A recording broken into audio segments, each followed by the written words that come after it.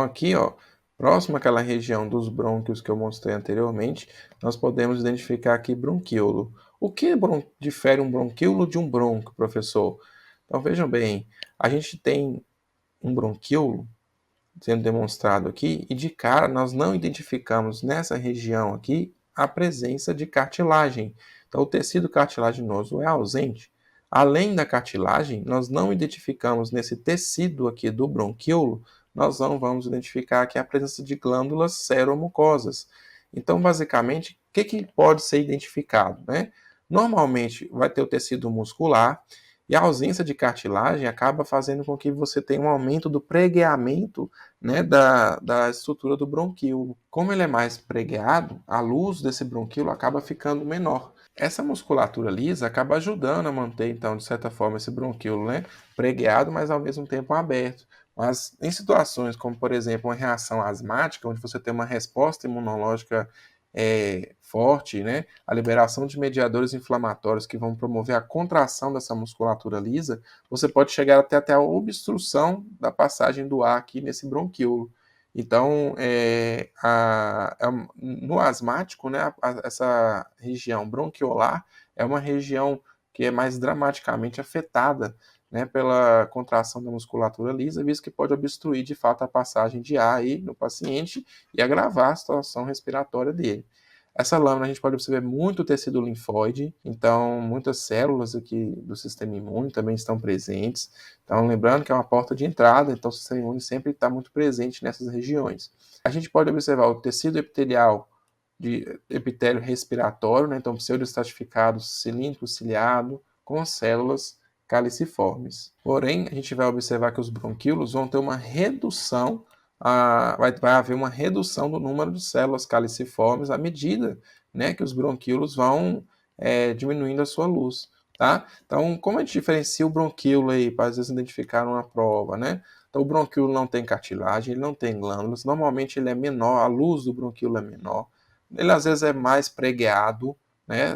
A gente também pode encontrar bronquíolos pouco pregueados também, mas isso aqui é uma coisa que você normalmente não vê em brônquios, então esse tanto de pregueamento aqui, né, do tecido epitelial. Aqui a camada muscular está presente, né, além do tecido de revestimento. Vai ter menos células caliciformes também, se a gente for aprofundar aqui na visualização do epitélio respiratório. Então, isso permite a gente diferenciar então, o bronquíolo do brônquio. Agora, os bronquíolos, a gente muitas vezes discrimina eles em dois padrões. Tá? Nós vamos diferenciá-los em bronquíolos primários, né, maiores, os bronquíolos terminais, que vão ser onde acaba de fato a área condutora, né, a via condutora aérea, e aí a gente vai observar que o epitélio vai se modificando, né? Ainda a gente pode observar que é um epitélio colunar, mas à medida que a gente chega a nível aí de bronquíolos terminais, nós vamos ver que vai haver uma mudança no tecido epitelial, onde o tecido deixa de ser cilíndrico, né, para uma aparência cuboide. Então vamos ver aqui um bronquíolo terminal, onde a gente vê uma luz menor também do bronquíolo. Nós vamos ver que ele tem também músculo liso, porém em menor quantidade do que, obviamente, né, o bronquíolo primário. Continua sendo bastante pregueado, porém o tecido epitelial aqui, ó, do epitélio de revestimento, ele já migra de um tecido colunar para um tecido cuboide, né? Então, a altura do epitélio vai diminuindo à medida que esse bronquíolo vai finalizando, né, a via condutora de ar. A gente vai entrar, então, daqui a pouco, então, nos bronquíolos de fato respiratórios, nós vamos ver essa modificação do tecido epitelial. Então, podemos ver aqui um epitélio simples, né, já não mais muito pseudoestratificado. Então, olha essa região aqui, por exemplo, a gente pode observar a falta de pseudoestratificação, aqui ainda tem um pouco de pseudoestratificado, porém aqui já começa a ver o aspecto cuboide e também simples do tecido. E aí, então, o tecido vai desde cilindro, que ele vai se achatando até se tornar um tecido, um epitélio aí, achatado, né, nos alvéolos. Então, o que permite diferenciar um bronquíolo terminal de um bronquíolo primário vai ser a quantidade menor de tecido muscular e também essa mudança do perfil de tecido epitelial, né? Que vai deixar de ser cilíndrico para começar a aparecer aí zonas onde você encontra um tecido cuboide, né? Sem células caliciformes ou com muitas poucas células caliciformes e discriminando, então, permitindo a gente diferenciar esse padrão aí do bronquíolo terminal para o bronquíolo primário. Em algumas partes também a gente pode observar a ausência de cílios, então os cílios também vão desaparecendo, né? O epitélio está ficando cada vez mais simples, né? na sua constituição, perdendo a sua estatura, a sua altura e também os seus cílios. Além disso, vão começar a aparecer nos bronquíolos as famosas células da clara, né? Essas células da clara, elas são células que ajudam, né, na desintoxicação. Às vezes esses grânulos, inclusive, podem apresentar até um pouco de substância surfactante, né, que pode aí preencher o início dos bronquíolos terminais e futuramente os respiratórios. Essas células da clara, elas acabam também produzindo então, substâncias, além dos surfactantes, substâncias que vão eliminar agentes nocivos que potencialmente cheguem nessa região bronquiolar aí, visto que após o bronquíolo terminal você já entra em área de troca gasosa, então não é desejado que você tenha partículas sólidas, bactérias, né, ou micro-organismos que consigam de fato passar por toda essa área respiratória, condutora. Bom, essas células da clara, elas são células que normalmente se apresentam assim, né, mais abauladas, né, para a luz. Essas células da clara, elas se apresentam assim mais abauladas, né, na luz do bronquíolo terminal, por exemplo, tá? E ela é muito semelhante às outras células do epitélio, porém ela costuma se destacar por exatamente fazer essa pequena abaulamento aqui na direção da luz do bronquíolo terminal. Então, essas estruturas que a gente pode observar no bronquíolo terminal. A gente pode ir agora também comparar o bronquíolo respiratório. Então aqui a gente já tem a vista de um bronquíolo respiratório, né? E o que caracteriza esse bronquíolo respiratório? Ele é basicamente uma zona de transição entre a área condutora e a área respiratória, a área de troca gasosa, né? Então, o que vai acontecer aqui? Um epitélio simples, um epitélio ou colunar mais baixo, né? Sem cílios, tá? Com algumas células da clara, e que ele vai, de repente, ele para e é interrompido por um epitélio respiratório, como a gente pode ver nessa região. À esquerda, nós temos, então, esse epitélio de região condutora, e à direita desse bronquíolo respiratório já existe aqui uma área de troca gasosa. Então, aqui é bem típico, né? Uma região de transição de um bronquíolo respiratório, como a gente caracteriza basicamente.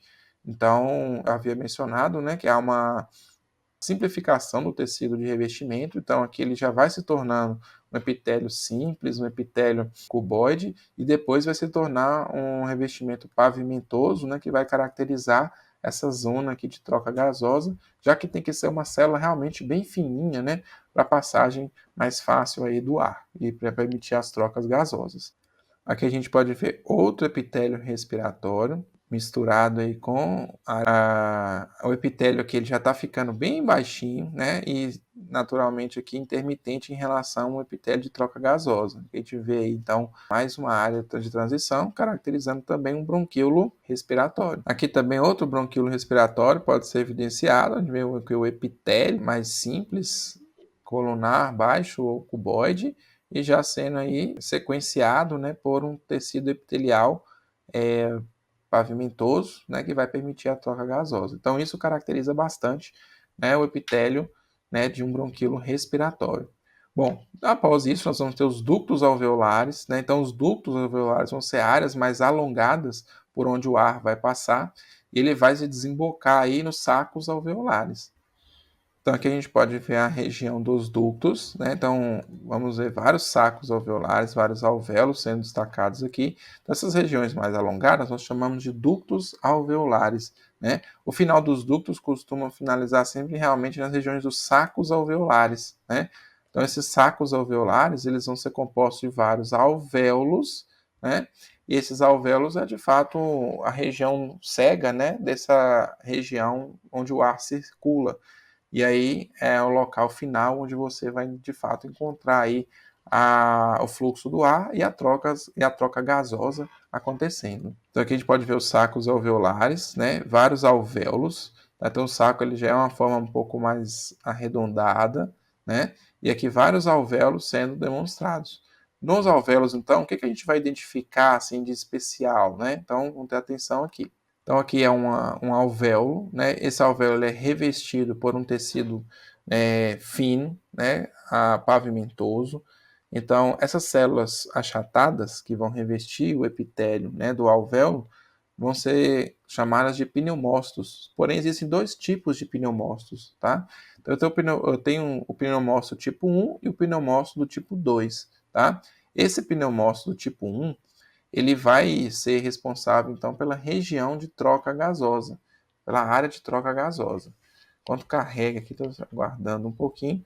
A troca gasosa, então, acontece com o pneumócito tipo 1, e ali o gás carbônico, o oxigênio vão facilmente ser transportados, né, pelas células e para a chegada aí na região, né, dos capilares. Podemos observar aqui algumas células vermelhinhas, né, normalmente se tratam de hemácias, e de capilares que aqui estão presentes. Então aqui, gente, a gente vai procurar algumas células achatadas sempre na periferia, né, desse alvéolo, para tentar aqui, ó, a gente pode observar isso daqui. Isso provavelmente ou é o pneumócito tipo 1, mas também não exclui a possibilidade de ser o núcleo de uma célula endotelial, já que aqui temos capilares, né, que estão promovendo a troca gasosa. O que a gente tem, então, nesse septo aqui que separa os alvéolos? Nós chamamos essa região de septo interalveolar, tá? O que tem aqui? A gente tem um pouco de tecido conjuntivo, naturalmente, substância fundamental amorfa, às vezes um pouco de fibroblastos, tecido conjuntivo rico em colágeno, né? Em fibras reticulares, elásticas, e também a gente vai ter aqui as células do epitélio de troca, né? Então, o pneumócito tipo 1, e as próprias células endotelial. Podemos, então, definir que a região onde ocorre, de fato, a troca gasosa vai ser aqui nesses septos interalveolares, né? Separando aí diferentes alvéolos, né? E os seus bolsões de ar. Então, tem vários alvéolos aqui. E um tipo de células que é interessante, às vezes, a gente discriminar aqui vai ser o pneumócito tipo 1 do pneumócito tipo 2. O pneumócito tipo 1, ele vai ser uma célula, então, mais achatada, tá? Que normalmente reveste essa região aqui do alvéolo. E o pneumócito tipo 2 já é uma célula mais arredondada, né? Às vezes até proeminente aqui na região do alvéolo. Como, por exemplo, aqui a gente pode suspeitar de tratar-se de um pneumócito tipo 2, né? O que um pneumócito tipo 2 vai produzir? Ele vai produzir uma substância chamada surfactante, né? Esse surfactante, ele tem a propriedade, né, de manter os alvéolos abertos, porque o surfactante pulmonar ele quebra a tensão superficial da água, impedindo o colabamento dessas estruturas do alvéolo, e isso é extremamente importante para garantir o funcionamento, né, da respiração. Então, muitas vezes a gente pode até chegar. Macrófagos alveolares, eles acabam estando presentes nessa região, né, do tecido pulmonar, identificando aí partículas de poeira, né, e por isso também pode ser chamada de células de poeira, que porventura essas partículas venham parar nos alvéolos. Então, como é um corpo estranho, o macrófago alveolar ele fagocita essas substâncias e a mantém dentro de si. Então, por isso a gente às vezes identifica aí macrófagos com coloração, né?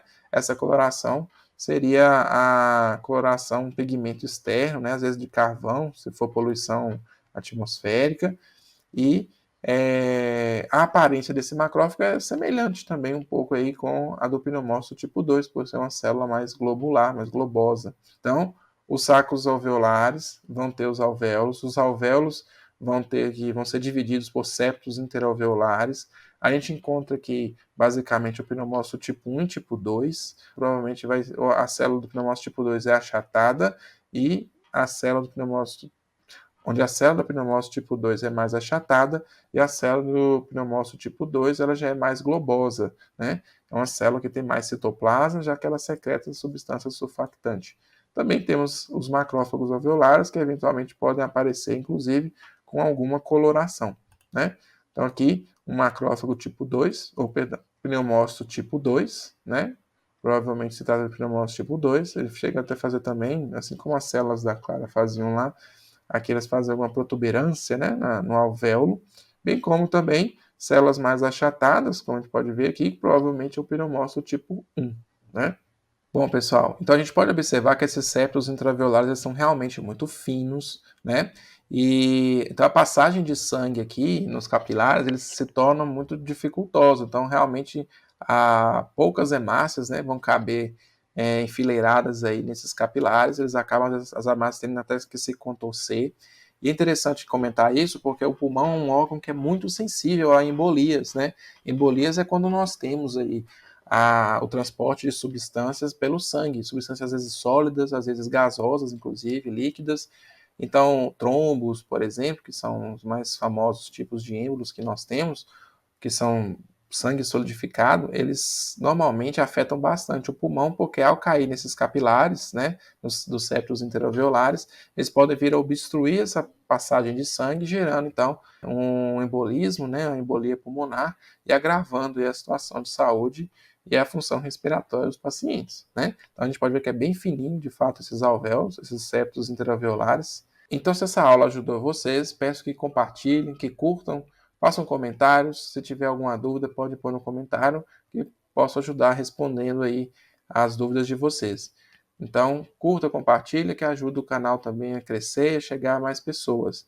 E se eu chegar a 1.000 inscritos, vou fazer uma aula de revisão, onde eu comparo aí as estruturas do aparelho respiratório, da histologia do aparelho respiratório, para ajudar vocês aí a distinguir, diferenciar bem os aspectos do aparelho respiratório, né, que podem eventualmente vir a ser cobrados de vocês em avaliações, ok?